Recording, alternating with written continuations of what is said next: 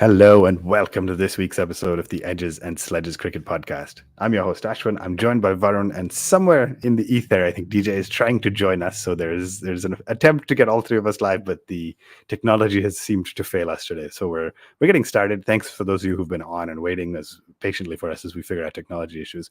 Varun, how are you doing? Pretty big week in the world of India and Indian cricket. I mean, India has just at the time of recording this, India's women have won the Asian Games gold medal, which is exciting. And then, of course, lots happening in the men's game in the lead up to the World Cup, including a pretty big series win over Australia. So, how have you been feeling?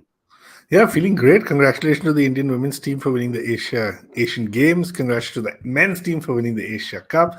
And I have to be honest, just before the Asia Cup, I was like, who is going to watch these ODIs? What is going to happen? And that's when you realize that scheduling is great because India, I think, have played already 6 or 7 ODIs and they've been good games. We've started finding our groove. I think we've got 9 out of 11 slots final, but we're going to touch upon that a little bit after we talk about the 2 games.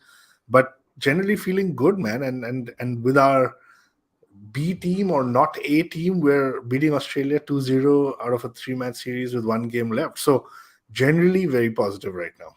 And not just 2-0, but substantial wins is what's pretty important to add. Varun, I will be the first. I can't remember who was. I think it was just me and DJ on last week. I'll be the first to admit I thought it was not the smartest idea to be trying our outside the playing 11 squad players. Like, I was sitting here saying, what is the value of playing Prasidh Krishna? Why are we, if you and I were talking about offline, off the air, about if we were going to play Ash, like, we would have played him more than whatever 5 or 6 ODIs he's played in the last 3 years. And yet to some extent, same with Shreyas, same with Sky, same with these choices, it seemed like the Asia Cup had made for us. And before we get into the first ODI, I guess my question is, to some extent, I was wrong. It seems like now having Sky, Iyer, Ash all kind of find form gives us more options. So I'm very torn, I guess, on is this a good problem to have or a bad problem to have? Yeah, no, I felt the exact same way as you. And then I started thinking more about potential injuries when you play. Then I started thinking about the fact that Rohit, Kohli, Pandya, Bumrah are going to play either way. And especially in Indian conditions, I don't think they really need that much match practice. Now, they had said first 2 ODIs, we will, this is the squad. For the third, it might change. You might see some guys coming back. But you're right, man. When Rohit and Kohli and Pandya play, 3 slots are taken. You don't get to test anyone else. You needed match practice. And as we get down into it, you've already correctly said that there are a few guys who have done really well. Then that wouldn't have happened otherwise. So smart move in hindsight, something we didn't think at the start. But yeah, I'm glad it happened. Yeah, so why don't you run us down the first ODI really quick, right? Mohali, Australia wins the toss. And India wins the toss here. It elects to field, right? It's a good chasing ground. And the big change being Mohammad Siraj is one of the few sort of, hey, you've done great on the back of that unbelievable Asia Cup final. He's being rested, and Mohammad Shami comes in. And you want to just run us down what happened, because it was pretty fascinating. Yeah, so just in terms of India's team, they had Gaikwad back at the top. They had Ravichandran. Actually, can I pause you and ask you how you Yeah. felt? You've been a pretty big advocate of Ruturaj as a whole. No, I still think he's great, and I think he did a great job. I am a big fan of his, but he's the guy who I felt made no sense to play this tournament for now. Yeah, I mean, he's clearly the plan for 25 like, and beyond. Or yeah, whatever, exactly. And he probably might be part of the T20 plan next year. So there is, or maybe it's Jaiswal, but there is a plan for him. But why did you play him here? Because you've got enough backups. And isn't Kishan supposed to be your backup opener if something goes wrong? So I kind of feel like since they've defined Kishan's role in middle order, they just didn't want him to open. And that's why Gaikwad is brought in. But it doesn't seem to make sense to me. So anyway, like I said, Gaikwad was in the squad. Sky was back. And then you had Ravichandran Ashwin and Shardul Thakur. Yeah. So very, very interesting, right? I'm very torn about the fact that about your point on Kishan, right? The middle order. So Australia ends up batting, makes 276. David Warner gets a 50, which is a little painful to watch, but understand. Josh Inglis at the end looked really good. I really struggle with his name. I'm either calling him Josh English or Joss Inglis. So anyway, we're fine. So 276 all out. The big highlight of that innings was Mohammad Shami. right? Coming right back in, 276 all out with a 5 for 10 overs, 1 maiden, 5 for 51.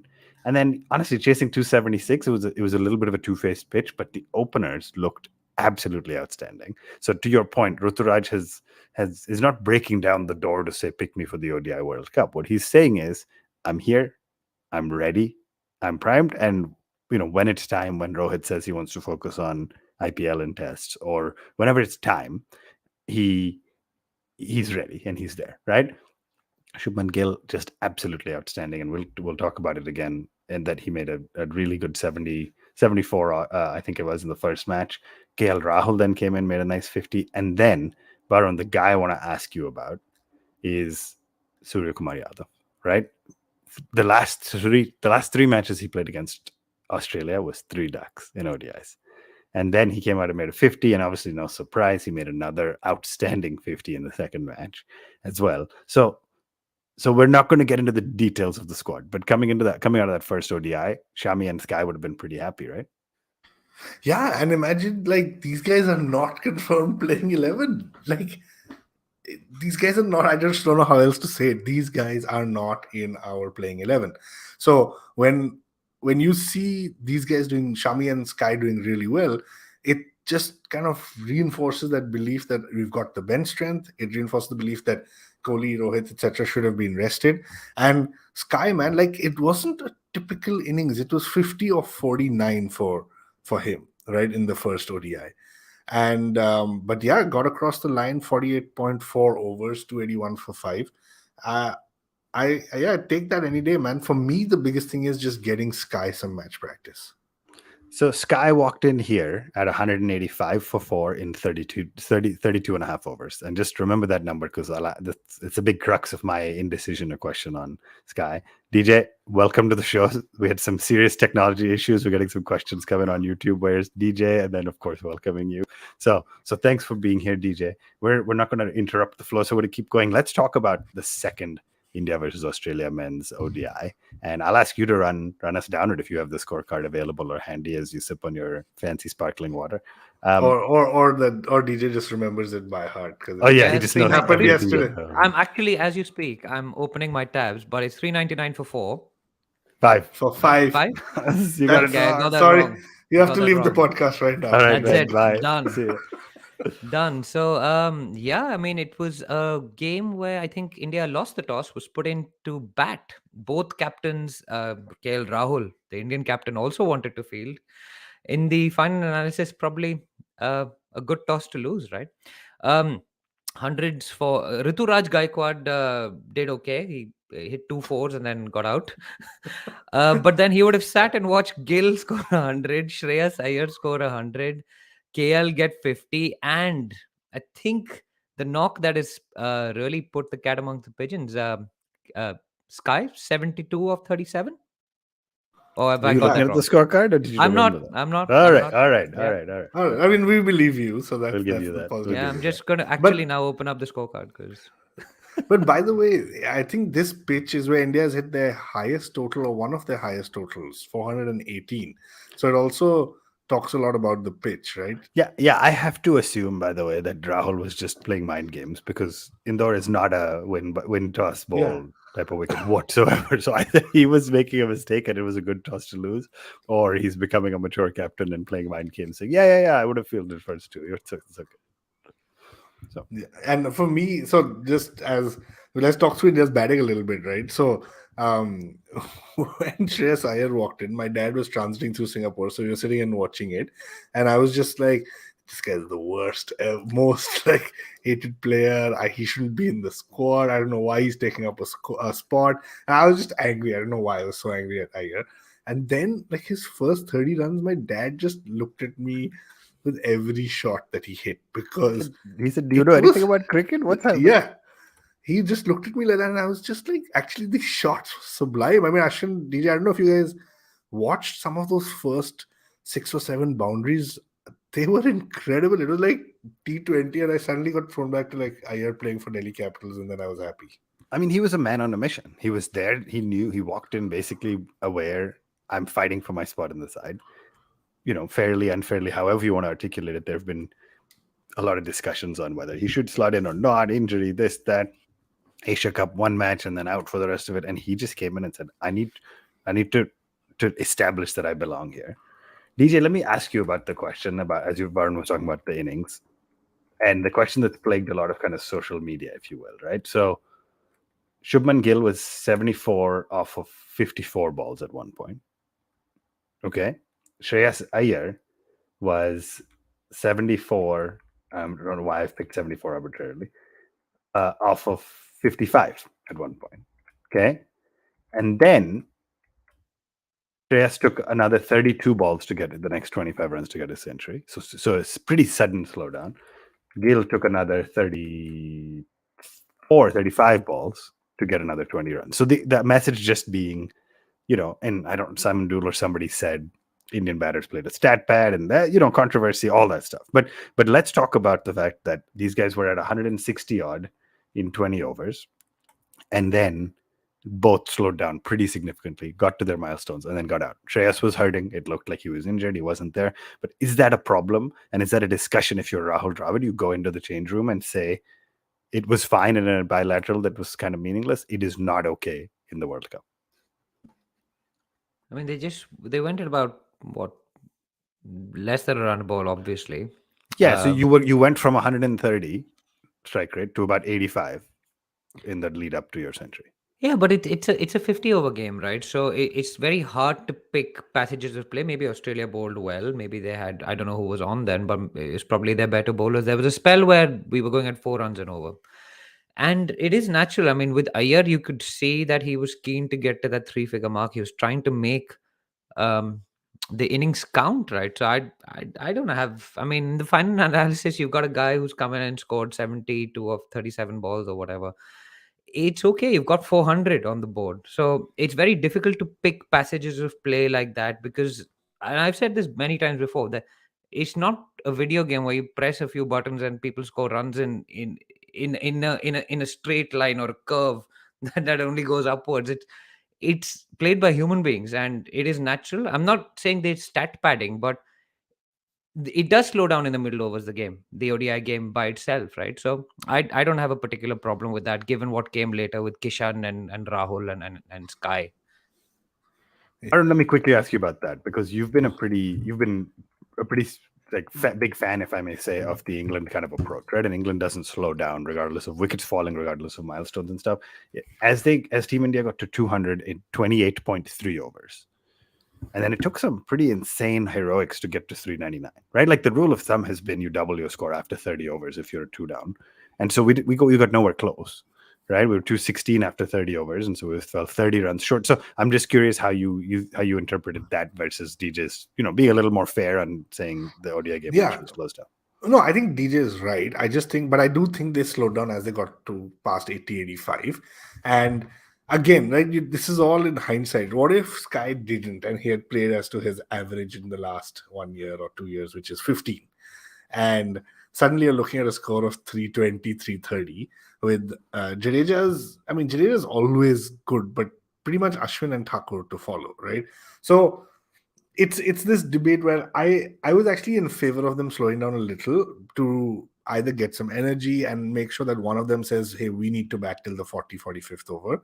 But I mean, in the end, Sky made it look good, right? So I don't know, but I think my approach in this, like the England side, is that one guy has to keep going hard. I understand if you slow down in the 90s, but between Gill and Gill and Iyer, one of them needs to go hard. And maybe Gill should have just said, my spot is cemented. I'm going to go a little bit hard. You try and bat this out, get some more time in the middle.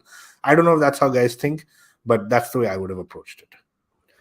Yeah, and then let's quickly talk. The reality is amongst the Surya Kumar Yadav heroics, making 72 of 37, including those 4 back-to-back sixes. I mean, the bowling figures ended up being abysmal, right? If not for Cameron Green's 2 wickets, 103 in 10 overs, and Abbott gave 1 for 91 in his 10 overs. Just abysmal, thanks in large part to Sky. But also full credit to Rahul, who came out, started hitting from the first ball. I think he had a 6 on his second ball or something. And Kishan, 31 of 18, probably could have gone on to get 10 or 15 more, but looked so good, looked so fluid. So everybody really firing. And then DJ, walk us through the Australia innings really quickly, chasing 400. Some rain and DLS ended up reducing the target, etc. But Prasid picked up 2, Ash picked up 3, and the Jadeja kind of cleaned up the tail, right? Very clinical from the Indian bowlers. It wasn't totally clinical. I'd say we did well up front. We had them like 130 odd for 8.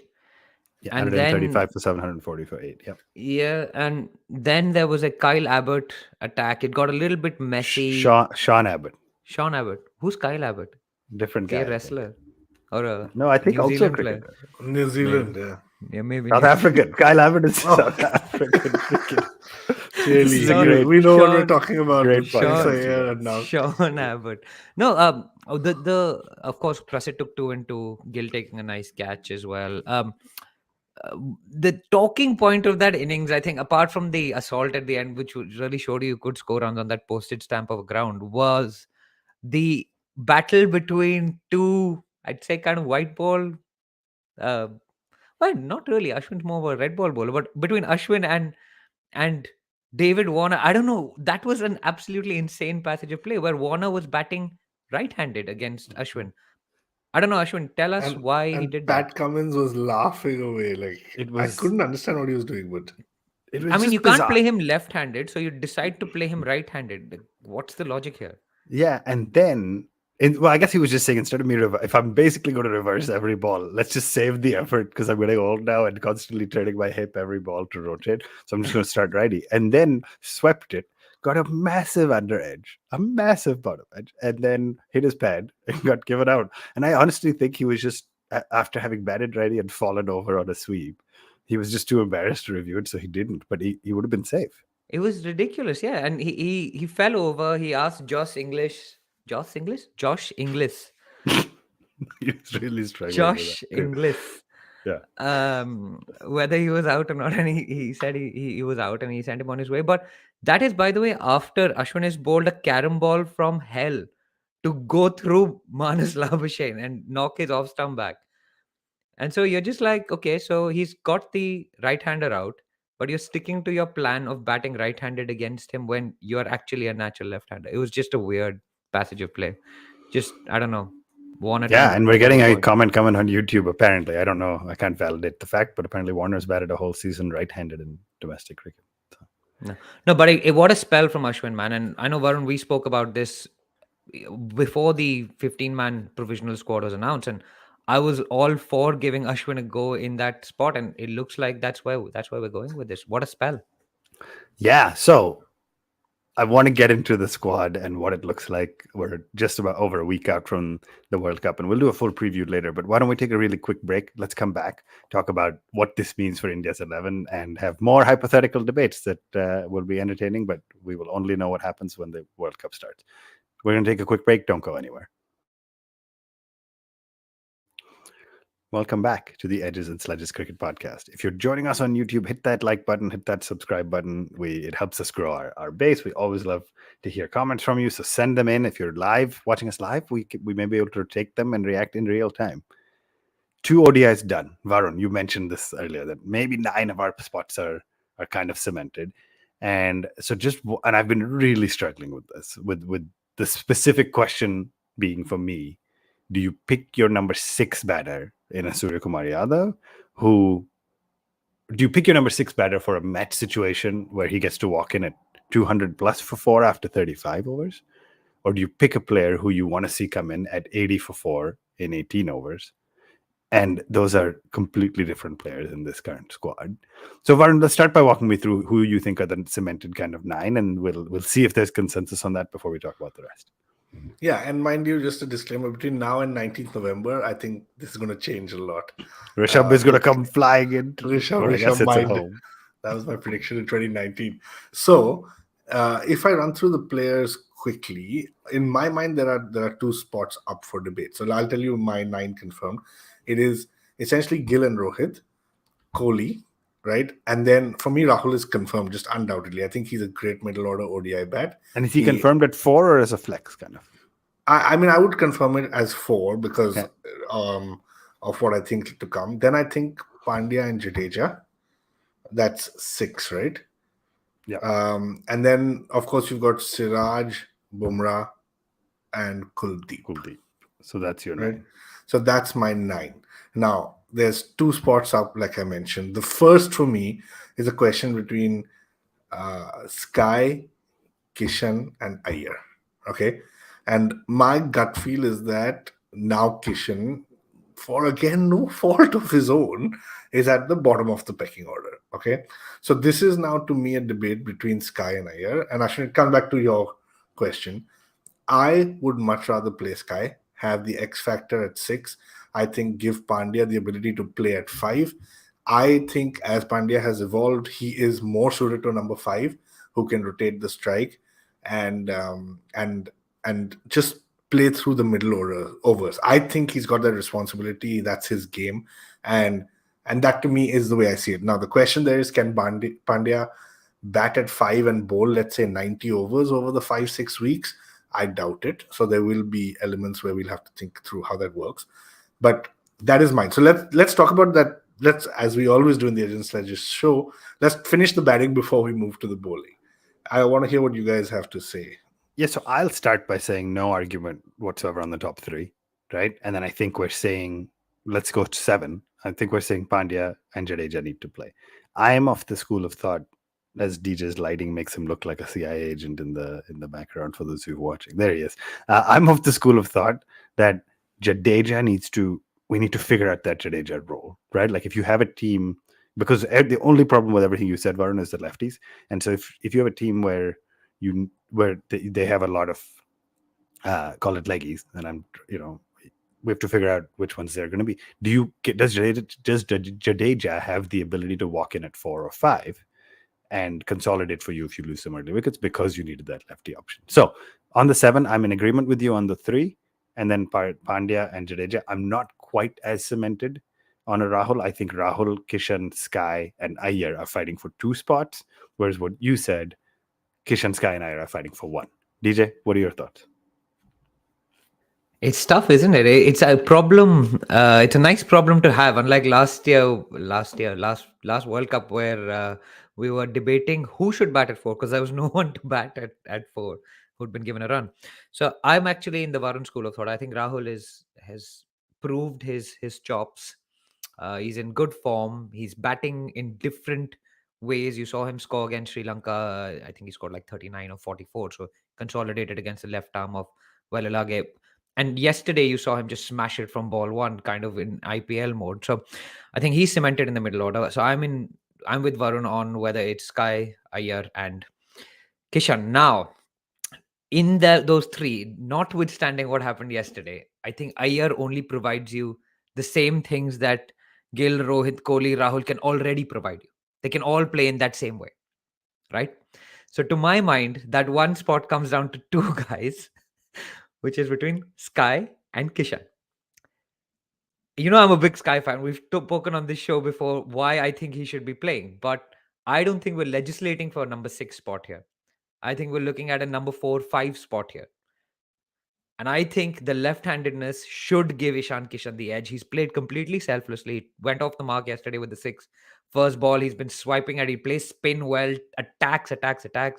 That innings against Pakistan showed his character, showed his maturity.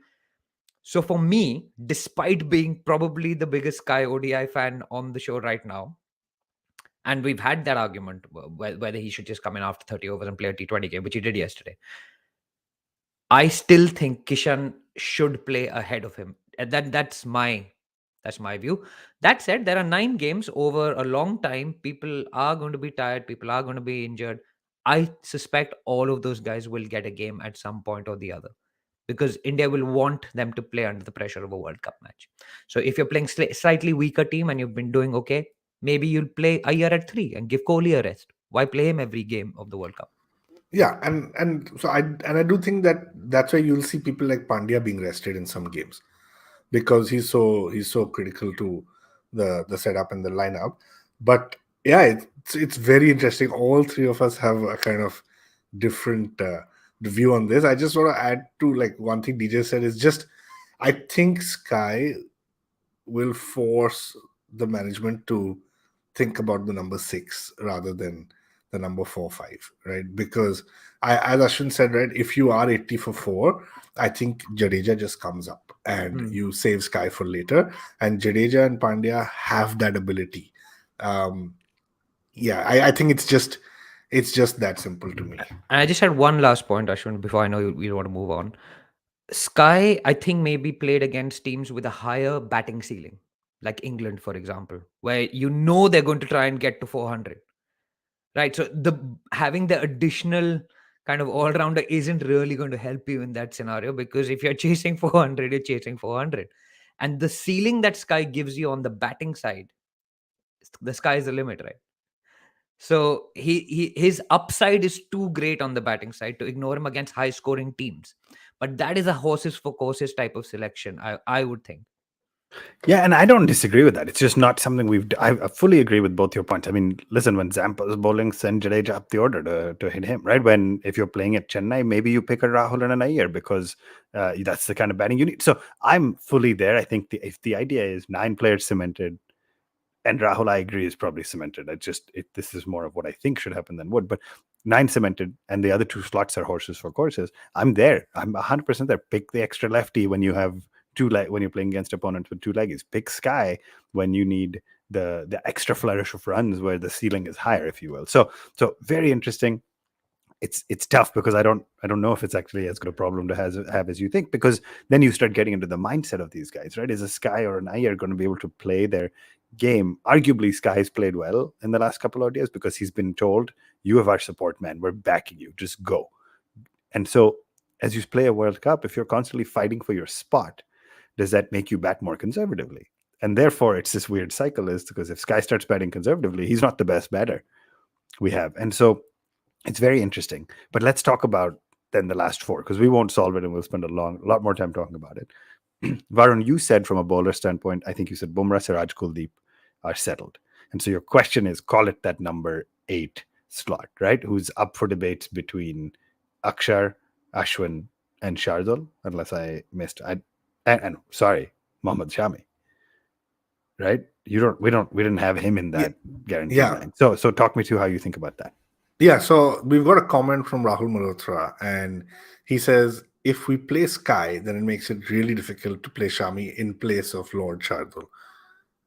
Now, I think there was a Cricinfo article also about this yesterday or day before. I think the battle has never been between a Shami and a Shardul. I think India has made it clear they want to bat till 8.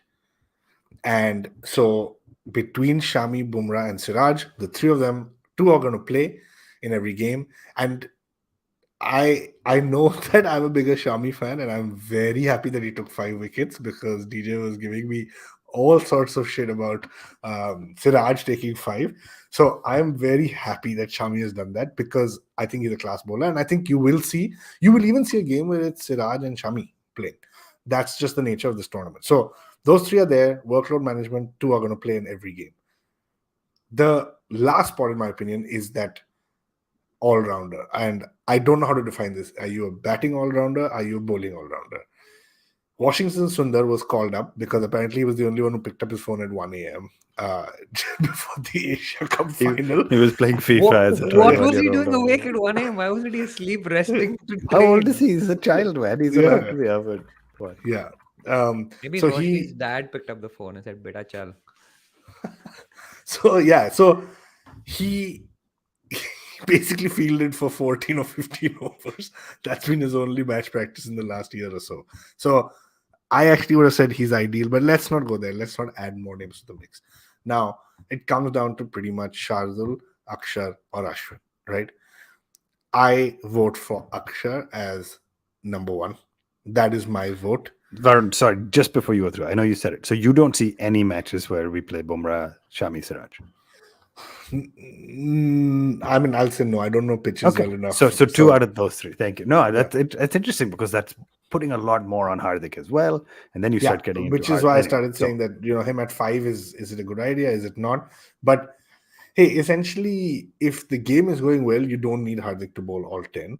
And if the game is going badly, then, well, Hardik steps up and just does it for the country, right? So that's the way I see it. I don't see more than 2 of them playing. So, like I said, my first pick would still be Akshar Patel. My second pick would be Ravichandran Ashwin, and then third is Shardul. The challenge, though, and my last point before I hand it to you guys is I think there's only a call between Akshar and Ashwin to be made on the final 15 in the squad. And I just got a quick buzz update just before the podcast saying Akshar Patel is ruled out of the third game as well. I don't know what his injury is, a leg, some leg injury. Quadricep. Oh, okay. So he is not going to play the third game, which means Ashwin is definitely going to play. Ashwin's bowling is better. Akshar's batting is better. That's the catch. But So but the only way Ashwin comes in is if Akshar is effectively ruled out of the ODI squad for the World Cup in a few days, and the only way Akshar then comes back in is if for some reason Jadeja is injured enough to be out of the squad. That's my reading of the situation. So, DJ, let me just go through this really quick. Ash played 2 ODIs this week, or one this week, one earlier. 2 in 2022, 0 in 2021, 0 in 2020, 0 in 2019, 0 in 2018, and then a combined 11 between 2016 and 2017. So he hasn't really been an ODI mainstay since 2015, if you will, right? Okay, let's give credit for the 9 matches in 2017. Yeah, and it is 2017. That's the turning point. Yeah. Because what happened in 2017? Champions Trophy 2017 against Pakistan in the final happened. To both Jadeja and Ashwin, remember. Mhm. And so India went to the theory, finger spinners don't work in ODI. So he went to Kulcha. So that's why he hasn't played. That explains why he hasn't been in the reckoning, because Chahal's been bowling well. Kuldeep's making a comeback. Jadeja's made a comeback. Remember, in the 2019 World Cup, he wasn't a starter in the 2019 World Cup. He only came in halfway through the tournament, or towards the fag end of the tournament. He was the great super sub, saving 40 runs over the course of the tournament.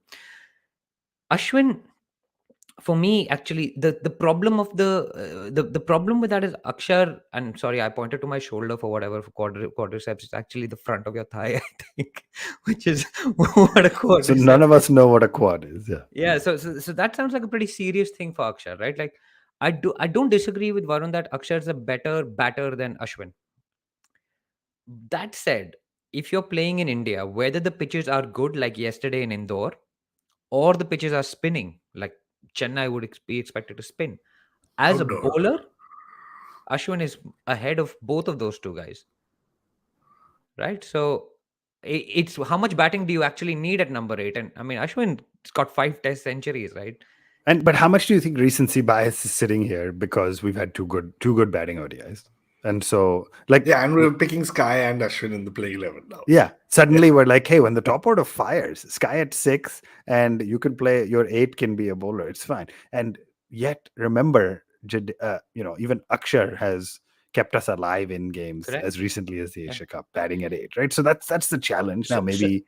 Yeah, if they're go ahead. both fit, I don't know which one we'll pick, because that's again probably a horses for courses type of situation. Do they have more left-handers in their side? Do they have more right? I don't know, but I think the clear third place in that is Shardul. He's dropped catches. He's not scored runs with the bat. He's taken wickets. He's had catches dropped off his bowling. So unless it's like a Dharamshala where the ball is going to seam, I think there was a comment that Dharamshala was in New Zealand. Would he have more seamers? Perhaps he gets a look in there instead of playing 3 frontline seamers. Shardul plays as a seam bowling all rounder to back up Hardik and the other 2 main quicks. But I can't see a world in which we should be playing him ahead of either Akshar or Ashwin at this point. And I've never actually seen that world, because Varun, I know you've been a little more supportive of Shardul as a whole. Is he kind of getting stuck in being the 4th best quick and the 3rd or 4th best batting all-rounder, in which case you could see a world where it makes sense, but he's not the best of either, and then when we're losing out, is he losing out for that reason? I saw something where Mark Ho said, and I don't know if this is true or a meme, but that he's a bits and pieces cricketer. So for everyone out there, please say that more and more and more, because we know what happened the last time that was said about an all-rounder. But I don't know, man. I don't know what he's doing in the squad. He's not had an impact in any of the 5 or 6 games that he's played. in all likelihood, if you go by ICC tournaments in the past, he's barely going to get a chance to bat in the group stage. And if he does play, he's going to make it to that semi-final with no match practice, very little batting practice, and I just don't know how effective he's going to be. So I am worried about Shardul, and I'm worried about the fact that India keeps picking him. But again, my prediction is even if he starts the first 2-3 games, he's not going to finish the World Cup. They're going to play Ashwin or Akshar, whoever is in the squad. Yeah, and I mean, hot off the presses, he's not flying to Rajkot, right? Gill has been rested, understandably cemented his spot and rested. Shardul is not flying to Rajkot for the third ODI between India and Australia. So, very interesting. Going to be interesting to see what happens. We can make our predictions till the cows come home, but it's going to be fascinating to see how it shakes out. Gents, this has been a lot of fun. It's been a while since all three of us have been on. DJ, thanks for being able to make it despite the tech issues. We're excited. World Cup season is coming up. We'll have a preview coming up for you shortly before it starts. And then every week, for those of you who've been listeners of ours through these big tournaments, IPLs, World Cups, etc. before, we'll do reviews at the end of weeks. We'll do some reaction episodes. We'll be busy on the social medias. So tag us, engage with us. We're super excited, which, arguably, as Varun has said, we weren't a couple of months ago about ODIs. And now as it gets closer, you can't help but be excited by the Cricket World Cup. Where if you're watching us on YouTube, hit that like button, hit that subscribe button, at One Tip One Hand on all the socials. Send us your messages, your questions, your feedback, and we will be back shortly to talk all things about the ODI World Cup. Again, we didn't get to go through the match in detail, but congratulations to the Indian women's team for the outstanding Asian Games gold medal. Very, very exciting, big win against Sri Lanka in the final. And lots of fun stuff happening in the world of cricket. This is the Edges and Sledges Cricket Podcast. We will be back next week. Thank you for joining us.